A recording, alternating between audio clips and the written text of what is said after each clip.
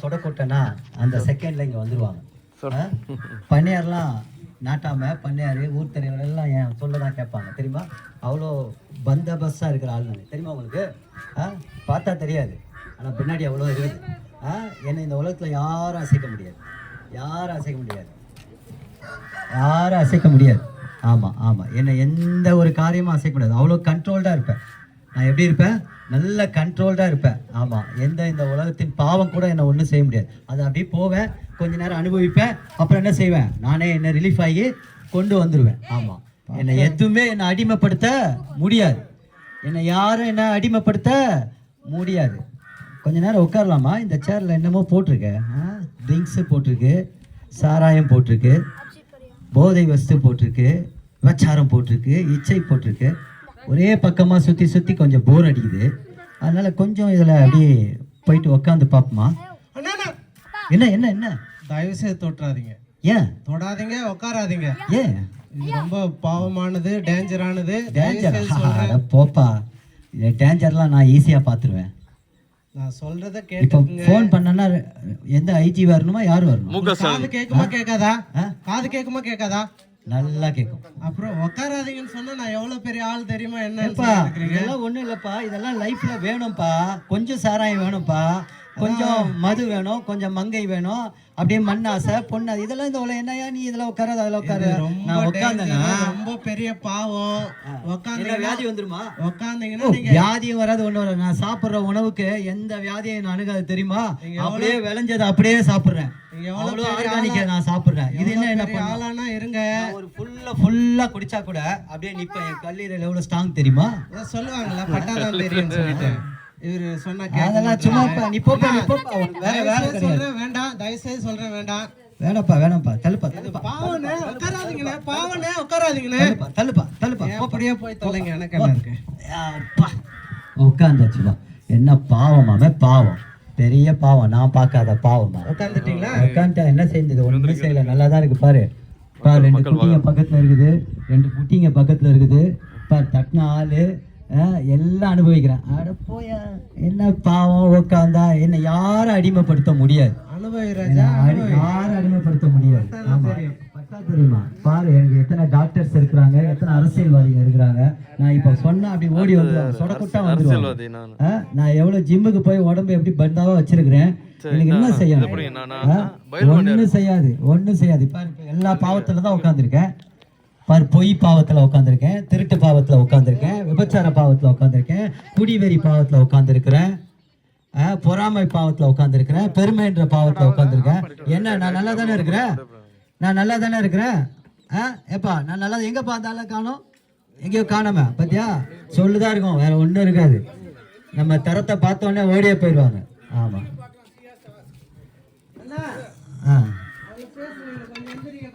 எந்திரிக்கணுமா? கொஞ்சம் நல்லா அனுபவிச்சு தானே இருக்கிறேன். டாஸ்மாக் கடையில உட்காந்துருக்கும் போது வீட்டுக்கு வான்னு சொன்னா எப்படி வர்றது? கொஞ்ச நேரம் எப்பா எந்திரிக்கிறேன். என்ன பெரிய இதுவா இது எந்திரிக்கிறது? இதோ எந்திரிக்கிறது. என்ன இது, இவனுங்க ஏதோ எந்திரிங்கன்னா வரமாட்டேங்குது, கூடவே வருது. ஐயோ, அதுதான் உட்காராத சொன்னானோ. முதலே சொல்லிட்டுனா சரி விடு, நமக்கு தான் நிறையா விஷயம் இருக்கு, அதை வச்சு ட்ரை பண்ணி பார்ப்போம். இப்படி ஒட்டிக்கிச்ச, நம்ம ரத்தத்தோடய கலந்து போச்சா, நம்ம சுவாசமாகவே மாறி போச்சு போலியே. ஐயோ, இது நம்ம சுவாபம் மாறி போச்சா, இதை எப்படி பிரித்து எடுக்கிறது? முடியாது போலியே. ஏய் தம்பி வாடா, தூக்குடா. ஐயோ சரி right. Hello mister doctor Prabhu sir, வாங்க. Chief doctor please come. எலச்சிபாளையத்திலிருந்து நான் பேசுறேன், இஸ்ரேல் பேசுறேன். சரி, என்ன பிரதர், என்னாச்சு? யாக்கோப்பு பேசுறேன். யாக்கோப்பு பேசுறேன். நீங்க நல்லா ஃபிட்டா இருக்கிற ஆளாச்சு, திடீர்னு உங்கள்ட்ட இருந்து ஃபோன் வருது. ஓ இல்ல, கொஞ்சம் கன்ஃபியூஸ்ல டாக்டர் பேரே நான் மாத்திட்டேன். சாரி. பிஜி ஜோசப் பிரதர் வாங்க. எனக்கு வாங்க. நான் இங்க ஒரு இடத்துல உட்கார்ந்தேன், கொஞ்சம் உடல் சுகவீனம் ஆயிடுச்சு, எந்திரிக்கலான்னு பார்த்தேன், பட் எந்திரிக்க முடியல. நீங்க வந்தீங்கன்னா எனக்கு கொஞ்சம் என்ன தூக்கி விட்டீங்கன்னா போதும், அதுக்கப்புறம் நான் ஆல்ரைட், நான் சரியாயிடுவேன். வாங்க. பிரச்சனை இல்லை, நம்மளால முடியாது ஒண்ணும் இல்லை. வாங்க. எவ்வளவு செலவானாலும் பரவாயில்ல. ஓகே. எவ்வளவு லட்சம் கோடி செலவானாலும் பரவாயில்ல, எனக்கு தூக்கி மட்டும் விட்டுருங்க. ஹலோ பிரதர், எப்படி இருக்கீங்க? நல்லா இருக்கேன், வாங்க. இதுல கொஞ்சம் உட்கார்ந்த கொஞ்சம் ஓவர் ஆகி போச்சு. கண்ணாடி அவருங்க, முதல்ல கண்ணை செக் பண்ணிடலாம். ஓகே, நாக்க காமிங்க. ஓகே, செஸ்ட் பார்க்கலாம். நாக்குல நிறைய தப்பு பண்ணிருக்கேன். எல்லாம் நல்லா தான் இருக்கு, கொஞ்சம் இதுல உட்கார்ந்தது தான் பதட்டமா இருக்கு, எந்திரிக்க முடியலன்ட்டு. ஒன்றும் இல்லை, சிம்பிள் மேட்ரு தான். அவர் மருந்து எழுதி தரேன், அதை சாப்பிடுங்க. இன்னும் ஒரு 1 ஹவரில் நீங்கள் எந்திரிச்சிடுவீங்க. Very good, thank you thank you. Right, okay. எப்போ இதை வாங்கிட்டு வாப்பா. அப்பா மாத்திரை வந்துச்சா? ஓகே, மாத்திரையை போட்டாச்சு. next 1 hour ஆயிடுச்சு, அப்போ எந்திரிச்சிடலாம். ஐயோ இன்னும் அதிகமாலாம் ஆயிடுச்சு, மாத்திரை போட்டு ஒன்றும் ஆகலையே. சரி, ரைட்டு. நம்ம பிரபுஸ் ஆமாம், அடுத்து நம்ம கிராம தலைவரை கூப்பிடுவோம், அவர் வந்தால் முடிஞ்சிடும் எல்லாம். ஆமாம் ஐயா, பிரபு ஐயா. என்னப்பா என்னாச்சு? வாங்க வாங்க. ஒன்றும் ஆகலை. ஆகலையா? ஆமாம், கொஞ்சம் சாராயம் அதிகமாகி போச்சு, அப்படியே கொஞ்சம் புகை விடுறதும் அதிகமாகி போச்சு, கொஞ்சம் நெஞ்சு வலிச்சிருச்சு. அப்படியே உட்காந்தேன், டாக்டர் பார்த்தாரு, மாத்திரை கொடுத்தாரு, பட்டு எந்திரிக்க முடியல. பட்டு இதை கொஞ்சம் நீங்கள் வந்தீங்கன்னா அப்படியே கொஞ்சம் தூக்கி விடுங்களேன். யார்? நம்ம டாக்டர் தானே? ஆமாம், நம்ம டாக்டர் தான். அவர் கை ராசியான ஆளாச்சே. ஆமாம், எங்கே போலியா? ஒன்றும் வேலையாகலையே. ஆமாம், அவராலேயே முடியலன்னா என்னால என்ன செய்ய முடியும்? வாங்க, நீங்கள் ஒரு 4 பேர் நம்ம ஊர் ஆளுகளை நல்ல பராக்கிரமசாலியை கூப்பிட்டு வாங்க. அப்படி கை பிடிச்சி தூக்குனீங்கன்னா கொஞ்சம் தூக்கி நின்றுவோம். வாங்க, கொஞ்சம் சீக்கிரம் வாங்கய்யா. வாங்கய்யா, கொஞ்சம் சோர்வாகுது. போல இருக்கு. ஆமா ஆமா, கஷ்டப்படுறத பார்த்தா ரொம்ப ஆமா பதட்டமா இருக்கு. வாங்க, தூக்கி விடுங்க. என்ன பண்ணுது உங்களுக்கு? ஆமா, தூக்கி விடுங்க. முதல்ல என்ன எழுப்பி விடுங்க. எலும்புங்க பார்க்கலாம். எலும்பிடுவீங்க நீங்க. ஐயோ ஐயா, நீங்க எப்படி பண்றீங்க? முடியலையா? எந்திரிக்கவே முடியலையா? என்னையா நீங்களும் வந்து நம்பிக்கையற்ற போச்சு. சரிப்பா, நீங்களே ட்ரை பண்ணுங்க. நானே நீங்க தான் தான try உட்கார்ந்தீங்க, பண்ணிட்டு உட்கார்ந்தாலே தான் எழுந்திருக்க முடியும். ஐயோ, என்னை யாரும் தூக்கி விட முடியலையே. நான் நம்பின ஊர் தலைவரும் என்னை கை விட்டாரு. அடுத்து யாரு? அப்பா, இப்போ எம்எல்ஏ கூப்பிட்டோ. எம்எல்ஏ வரட்டும். ஹலோ,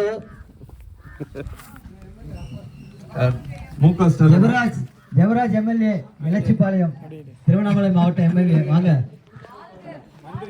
வாழ்க வாழ்க. ஐயா வந்துட்டாரு. அவ்வளவுதான். இன்னைக்கு பாருங்க, அவ்வளவுதான். என்னை தூக்கி நிறுத்த வந்து விட்டா. எனக்கு பாத்தீங்களா, நான் சொன்னேன்ல எவ்வளவு செல்வாக்கு பாருங்க.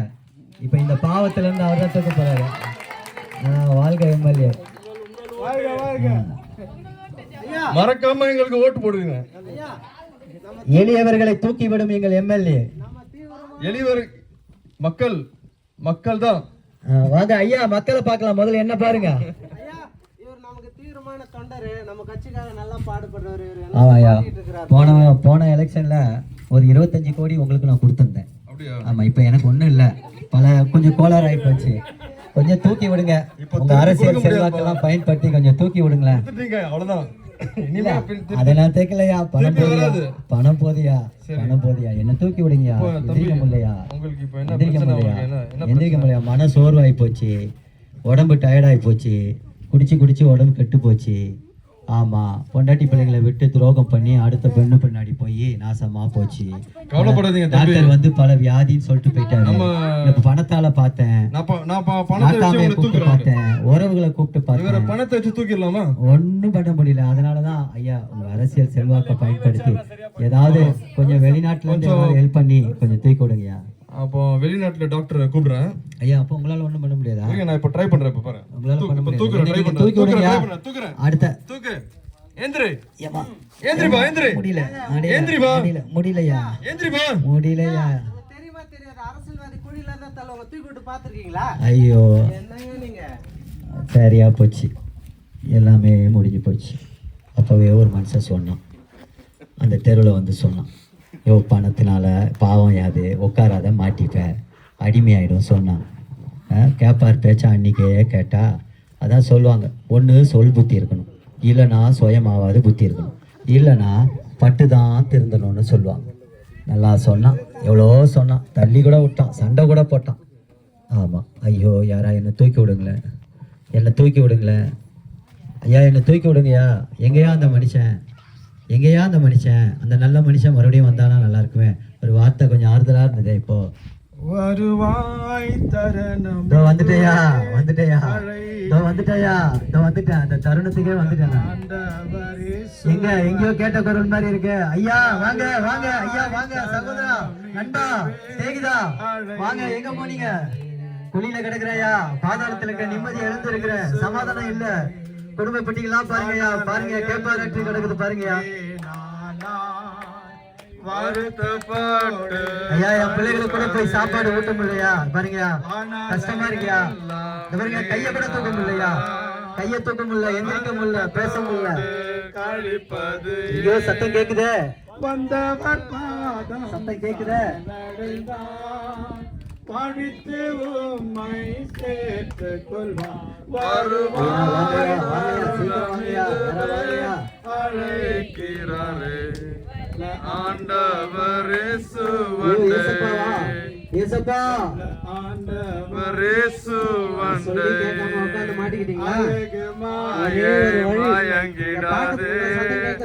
அதை நம்பாதே. ஆமாயா நான் ஒரு பாவியா, ஆமாயா பணம் பொருள் பதவி இது எல்லாத்துக்கும் மேல இந்த பாவத்துக்கு ஏசப்பா என் பாவத்தை மன்னிங்கப்பா, மரணமோ மன்னிங்கப்பா, ஏசப்பா என் பாவத்தை மன்னிங்கப்பா, மறுபடியும் குடும்பத்தோடு என் கிராம மக்களோடு நல்ல வாழ்க்கையை வாழ ஆண்டவரே என்னை எழுப்புங்க, இந்த குடியில இருந்து இந்த உலையான சேற்றில இருந்து என்ன தூக்குங்கப்பா, நான் மனம் திரும்பிட்டேன். இயேசுவே இயேசுவே இயேசுவே எழுப்புங்கப்பா, எழுப்புங்கப்பா, என் பாவத்தை மன்னிங்கப்பா, இந்த சாபத்துல இருந்து நீக்குங்கப்பா, இயேசுவே நீங்க தான் என் வாழ்க்கையில இம்மப்பா, என் பணம் என் பொருள் ஆண்டவரே பதவி இயேசுவே எனக்கு எல்லாமே அப்பா. அல்லேலூயா. இப்போ பாவத்துல இது போல எத்தனை பேர் பாவத்துல இருக்கிறீங்க? ஆண்டவர் சொல்றாரு, நீங்க எத்தனை அழகான மாயை பார்த்தாலும் எங்க போனாலும் ரட்சிக்க முடியாது. அல்லேலூயா. அல்லேலூயா. கட்டின வீடும் நிலம் பொருளும் உங்களுக்கு சொந்தம் கிடையாது. எது இருந்தாலும் உங்களுக்கு வாழ்க்கை கிடையாது. இது ஆண்டவர் சொல்றாரு, நான் வாசற்படி நின்று கதவை தட்டுகிறேன், ஒருவன் என் சத்தத்தை கேட்டு திறப்பானால் அவனோடு நான் வாசம் செய்வேன், அவனோடு போஜனம் பண்ணுவார் என்று வேதவசனம் அப்படி சொல்லியிருக்கிறது. இந்த வார்த்தையை கேட்டு நீங்க உங்க கதவை நான் இருதய கதவையாக அந்த கதவை நீங்க திறந்தீங்கன்னு சொன்னீங்கன்னா இயேசு உங்களுக்குள்ளே பிரவேசிப்பார். அந்த இயேசு கிறிஸ்து உங்களை ரட்சிக்கணும், உங்களை பாவத்திலிருந்து. இப்போ ஒரு மது பழக்கத்திலும் விபச்சாரத்திலும் வேசித்தனத்திலும் பொய் திருட்டு கலகம் இது அரசியல் எல்லாவற்றிலும் இவர் சிக்கி கொண்டிருக்கிற இவரை காப்பாற்றணும்னு சொன்னா, இவர் எந்த வியாதியிலிருந்து இவர் காப்பாற்றணும்னு சொன்னா அது பணத்தாலையும் பொருளாலையும் அரசியல்வாதியால் யாராலையும் காப்பாற்ற முடியாது. ஒருவர் மாத்திரம் இருக்கிறார், அவர் இயேசு கிறிஸ்து. அவர் உன் கதவை தட்டும் பொழுது உன் இருதயத்தை நீ திறந்தேன்னு சொன்னீங்கன்னா இயேசு கிறிஸ்து உனக்குள்ளே வாசம் செய்யும் என்று சொல்லி இருக்கிறார். இதோ வருத்தப்பட்டு பாரம் சுமக்கிறவர்களே என்னிடத்தில் வாருங்கள், நாங்கள் உங்களுக்கு இளைப்பாறுதல் தருவேன். இது இளைப்பாறுதல் தர வேண்டும் என்று சொன்னால் நீ வருத்தப்பட்டிருந்தால் உனக்கு பாரம் மலை போல உன் வாழ்க்கை பாரம் இருந்தால், என் பெண்ணுக்கு திருமணம் செய்யவில்லை, என் பிள்ளைக்கு திருமணம் செய்யவில்லை, இதோ என் வாழ்க்கையை நான் குடித்து நான் என் பணம் எல்லாம் செலவழிந்து போகிறதே, நான் எப்படி காப்பாற்றப்பட வேண்டும் என்று சொல்லி இன்னைக்கு இந்த பாவத்திலே மாற்றிக்கொண்டு இருக்கிற அருமையான இந்த சகோதரன், அவர் வாழ்க்கையை பணம் இருந்தது, செல்வாக்கு இருந்தது, எல்லாம் இருந்தது. ஆனால் அவர் மாட்டிக்கொண்டிருக்கிற இந்த பாவத்திலே அவரை யார் தூக்கி விடுவார்கள்? உன் பணம் உன்னை தூக்கி விடாது, உன் செல்வாக்கு உன்னை தூக்கி விடாது, உன் சொந்த ஜனங்கள் உனக்கு தூக்கி விடாது, உன் கூட பிறந்த அண்ணன் தம்பி அக்கா தங்கை உன்னை தூக்கி விடாது. இந்த பாவத்திலிருந்து தூக்கிற ஒரே தெய்வம் இயேசு கிறிஸ்து. இயேசு ராஜா பார்த்து சொல்லுகிறார், நீ வருத்தப்பட்டு பாரம் சுமப்பேன்னு சொன்னா என்னிடத்தில் வாருங்கள், உனக்கு இளைப்பாறுதல் தருவேன். நானே வழியும் சத்தியம் ஜீவனுமா இருக்கேன், என்னை அல்லாமல் ஒருவனும் பிதாவினிடத்தில் வாரான். அவர்தான் வழி, அவர்தான் சத்தியம், அவர்தான் ஜீவன். சாமி தவிர வேறு யாரும் உங்களுக்கு எத்தனை தேவைகளை நீ பார்த்திருக்கலாம், எத்தனை தேவர்களை பார்த்திருக்கலாம். இந்த புராணத்தை சொல்லுக்கு ஓ புத்திராய நமக, பஞ்சகாய நமக, கன்னி மரி சுத்தாய நமக, பிரம்மாய நமக. இதுக்கெல்லாம் ஒரே அர்த்தம். யார் சொன்னா ஓம் புத்திராய நமகனா இயேசு கிறிஸ்துவே, குழந்தை இயேசுவே உமக்கு ஸ்தோத்திரம்னு அர்த்தம். கன்னி மரி சுத்தாய நமகன்னா கன்னி மரியாயின் வயிற்றுல பிறந்தவரே உமக்கு நமக, உமக்கு ஸ்தோத்திரம் என்று அர்த்தம். ஓ பிரம்மாய நமகனா ஒரே தேவனே உமக்கு ஸ்தோத்திரம் என்று அர்த்தம். பஞ்ச காயணமான 5 காயங்கள் சுமந்தவரே உம்மை ஸ்தோத்தரிக்கிறேன்னு அர்த்தம். 5 காயங்கள் சுமந்தது யார்? பகவத்கீதையில் எழுதியிருக்கலாம், எல்லா இடத்துலையும் நீங்க பார்க்கலாம். ஆனா இயேசு கிறிஸ்து தவிர ஒரு தெய்வம் எங்குமே கிடையாது. நீ பிதாவினிடத்தில் போக வேண்டும் என்று சொன்னால், என் பிதா ஒருவனை இழுத்துக்கொள்ளாவிட்டால் அவன் இயேசு இடத்தில் வர முடியாது. இயேசு ஒருவனை ரட்சிக்காவிட்டால் பிதாவினிடத்தில் போக முடியாது.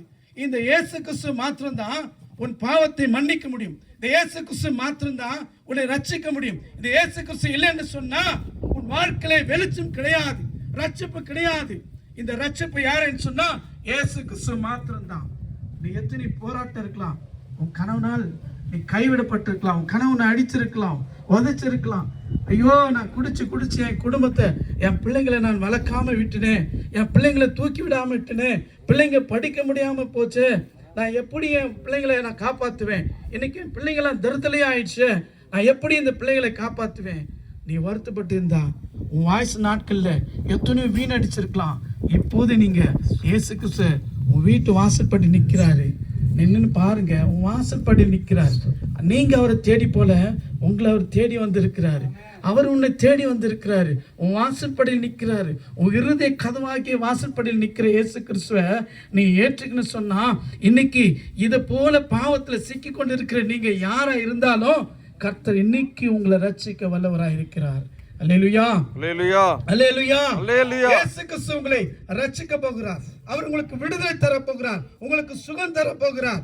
இதை நம்புகிறவங்க எல்லாம் அல்லேலூயா சொல்லுங்க. அல்லேலூயா, அல்லேலூயா சொல்லுங்க. உங்க குடும்பத்துல இன்னைக்கு ஒரு ஆசீர்வாதம் வந்திருக்கு. உங்க குடும்பத்துல இன்னைக்கு ஒரு ரட்சிப்பு வந்திருக்கு. உங்களை தேடி வந்திருக்கிற இயேசு கிறிஸ்து இன்னைக்கு உங்களை தூக்கி எடுக்க போகிறார். உங்களை தூக்கி எடுக்க போகிறார். நீ வருத்தமா, பாரமா, சீக்கிரம் வா, சீக்கிரம் ஓடி வா, சீக்கிரம் ஓடி வா, சீக்கிரம் ஓடி வந்தா இன்னைக்கு உங்க தெருவுக்கு ரட்சிப்பு வந்திருக்குது. இந்த தெருவுக்கு ரட்சிப்பு வந்திருக்குது. ஆம், அது நீங்க கொஞ்சம் நீங்க அசட்டை பண்ணாம இருந்தீங்க சொன்னீங்கன்னா, நீ நல்லா யோசனை பண்ணி பாருங்க. அசட்டை பண்ணீங்க சொன்னா இந்த ரட்சிப்பு உங்களுக்கு வராது. நீ எத்தனை இடத்துல ஓடலாம், சுகத்தை தேடி ஓடலாம், எந்த இடத்துல போனாலும் உங்களுக்கு ரட்சிப்பு கிடையாது. நல்லா சொல்லுவீங்க, என்னடா நம்ம ஏசாமி நம்ம பார்க்க போறோம், கடவுளை பார்க்க போறோமா? எல்லாம் அனுபவிச்சு குடிச்சிட்டு சாவிடா. செத்த பிறகுதான் தெரியும் உங்களுக்கு யார், நீ எங்க போறீங்க. பரலோகம்னு ஒரு வாழ்க்கை இருக்குது. அந்த பரலோகத்துக்கு போனோம்னா இயேசு கிறிஸ்து தான் வழி, சத்தியம், ஜீவன். அவர் இல்லைன்னா போக முடியாது. சரி, நம்ம இந்த பாவத்துல மாட்டி எழுப்பலாமா? அல்லேலூயா, அல்லேலூயா, அல்லேலூயா, அல்லேலூயா, அல்லேலூயா, அல்லேலூயா. நீங்க இயேசுவை சொந்த ரட்சகரா ஏத்துக்கிறீங்களா? ஆமாப்பா, நான் ஏத்துக்கிறேன். இயேசு என் பாவத்துக்காக சிலுவையில மரித்தார் என்று நான் விசுவாசிக்கிறேன். நான் ஒரு பாவியான மனுஷன் அப்பா. என் பாவத்துக்காக இயேசு சிலுவையில மரித்தார். இயேசுவே என் பாவத்தை மன்னியும், இயேசுவே என் பாவத்தை மன்னியும், என்னை விடுதலையாக்கும். இந்த பாவ கட்டிலிருந்து என்னை விடுதலையாக்கும் ஆண்டவரே. எனக்கு புது வாழ்க்கையை தாரும் ஆண்டவரே. புது வாழ்க்கையை தாரும், புது வாழ்க்கையை தாரும் ஆண்டவரே. ஸ்தோத்திரம், ஸ்தோத்திரம், ஸ்தோத்திரம், பாவம் ஓடி போச்சு, பாவம் ஓடி போச்சு, பாவம் ஓடி போச்சு, எல்லா பாவமும் போச்சு. விடுதலை, விடுதலை, விடுதலை. இயேசு என்னை விடுதலையாக்கி இருக்கிறார். இயேசு என்னை விடுதலையாக்கிறார். 28 வயசுல சூசைடுக்கு போனேன், தற்கொலைக்கு போனேன். எல்லா விதத்திலையும் எல்லா வாழ்க்கையும் இழந்து கடைசியா சூசைட், தற்கொலை தான் முடிவு அப்படின்னு சொல்லி உள்ளத்துல ஒரு எண்ணம் வந்து, அந்த எப்படி சாகலான்ற எண்ணத்துக்கு அந்த எண்ணம் போயிடுச்சு. அப்படி நான் சாகலான்னு போகும்போது 28 வயது எப்படி இருப்பேன், இப்பவே நான் இப்படி இருக்கேன். 48 வயசுல நான் 28 வயசுல எல்லாம் தொடக்கூட நேரத்துல அது மேல ஏறிவேன். நான் அந்த மாதிரி நான் இருந்தேன். அப்படி இருந்த நாட்கள்ல சாகலான்ற ஒரு எண்ணம், அவ்வளோ வேதனை, அவ்வளோ துக்கம், பணம் இல்லை, வருமானம் இல்லை, வாழ்வு இல்லை, எதிர்காலத்துடைய வெளிச்சம் தெரியல, கூட இருந்த ஃப்ரெண்ட்ஸ் எல்லாம் ஏமாத்திட்டு போயிட்டாங்க, யாரையும் நம்ப முடியல. எங்க அப்பா என்ன தெரியுமா சொன்னாரு, அம்மி குழவிய வாங்கி வச்சிருந்தா கூட சட்னி அரைக்க உதவும், ஒரு ஆண் பிள்ளைய பெற்றது வேஸ்ட். அந்த நிலைமைக்கு நான் தள்ளிட்டேன். இதை விட ஒரு வீட்டுல ஒரு கேவலமான பேச்சை யாராவது வாங்க முடியுமா? அப்படி வேஸ்ட். உறவுக்காரங்க வீட்டுக்கு போனேன் அப்படின்னா அவங்க எல்லாம் பெரிய இன்ஜினியர் படிச்சுட்டு இருப்பாங்க, நான் போனா தீட்டு, வராத என் பிள்ளை படிக்கிறான், வெளியே கெட் அவுட் அப்படின்னு சொல்லுவாங்க. எவ்வளவு வலி இருக்கும் யோசித்து பாருங்க. எவ்வளவு வலி இருக்கும், வேதனை இருக்கும் பாருங்க. அந்த நேரத்துல சாகலாம் அப்படின்னு சொல்லிட்டு என் நடப்பயணம் வேற வழியா அப்படியே போச்சு. அப்படி போகும்போது தான் இப்போ இதை போல ஜெபம் பண்ணது போல என் இல்லத்துல ஆண்டவர் பேசினார், இயேசுவின் ரத்தம் உன்னை ஜெயமாய் மாற்றும். இந்த ஒரே வார்த்தை தான் என் உள்ளத்துல பேசினார். உனக்காக நான் சிலுவையில ரத்தம் சிந்தி உன்னை மீட்டு இருக்கிறேன், உன்னை நீ எனக்கு ஒப்பு கொடு. இந்த ஒரே வார்த்தை தான் சொன்னார். நான் என் இருதயத்தை திருப்பி ஆண்டவர்கிட்ட நான் ஒப்பு கொடுத்தேன். 28வது வயசுல ஒப்பு கொடுத்தேன். என் மனைவி, என் பிள்ளைகள் இன்னைக்கு கர்த்தருடைய ஆசீர்வாதத்தினால நல்லா இருக்கிறோம். ஆண்டவர் என் பாவத்திலேருந்து என்னை விடுதலையாக்கி இப்படிப்பட்ட பாவத்தில் இருக்கிற அநேகருக்கு நான் ஆண்டவருடைய அன்பை சொல்லும்படி, அநேகர் யாரெல்லாம் பிரயோஜனம் இல்லைன்னு என்ன சொன்னாங்களோ அவங்க வாழ்க்கையில் நான் ஒரு பிரயோஜனம் உள்ளவனா, எங்கள் அப்பா அம்மா எங்கே தலை குனிஞ்சாங்களோ அதே இடத்துல என் பிள்ளை ஊழியம் செய்கிறான், என் பிள்ளை கர்த்தருடைய பிள்ளைன்னு சொல்லி எங்கள் அப்பா அம்மாவுக்கு நான் முதல் சந்தோஷத்தை கொடுத்தேன். என் வாழ்க்கையில் கல்யாணம் ஆகுமா, பிள்ளை பெக்குமா, நான் நல்லா இருப்பேனா, எல்லாம் ஆளு போகிற போல நான் அதை விட நல்லா வாழ்வேனா, இந்த நினைப்பெல்லாம் எனக்கு சுத்தமாக கனவு மாதிரி தான் இருந்தது. ஆனால் எல்லாத்தையும் நினைவாக்கினவர் இயேசு. ஹல்லேலூயா. ஒரே வார்த்தையில சொல்றேன், முகவரி இல்லாத எனக்கு ஒரு முகவரியை இயேசு எனக்கு கொடுத்திருக்கிறார். ஹல்லேலூயா. அதனால நான் இந்த இடத்துக்கு நான் திருப்பி 2வது டைம் வரேன். பல வருடத்துக்கு முன்னாடி இதே இடத்துக்கு நான் வந்தேன். நான் ப்ளீஸ், இயேசுதான் மெய்யான இரட்சகர், நம்ம பாவத்திலிருந்து மீட்கிறவர் அவர் தான். அதனால எல்லாத்தையும் நீங்க விட்டுட்டு ஆண்டவராக இயேசு கிறிஸ்துவை விசுவாசிங்க. யோசித்து பாருங்க, கர்த்தர் எங்க வாழ்க்கையில செய்த அதே சந்தோஷம் சமாதானத்தை உங்க வாழ்க்கையில செய்ய அவர் வல்லவராக இருக்கிறார். கடைசியா உங்களுக்காக ஜோமுன இருக்கிறோம். நாங்க உங்களுக்காக யாருக்காகலாம் ஜெபிக்கணுமோ நீங்க வரலாம். எல்லாருமே நாங்க ஜோமுன போறோம். அதனால நீங்க விசுவாசத்தோடு வாங்க, நம்பிக்கையோடு வாங்க. எங்களால் இயன்றதை இயேசுடைய அன்பை இன்னும் நிறைய நாங்க சொல்லுவோம். ஆனா இப்போதைக்கு இதுதான். இன்னும் வேணா ஒரு சாட்சி சொல்றீங்களா? ஒரு சாட்சி, அவங்க சுகவீனத்திலிருந்து ஆண்டவர் அவங்களுக்கு சுகம் கொடுத்த ஒரு சாட்சி.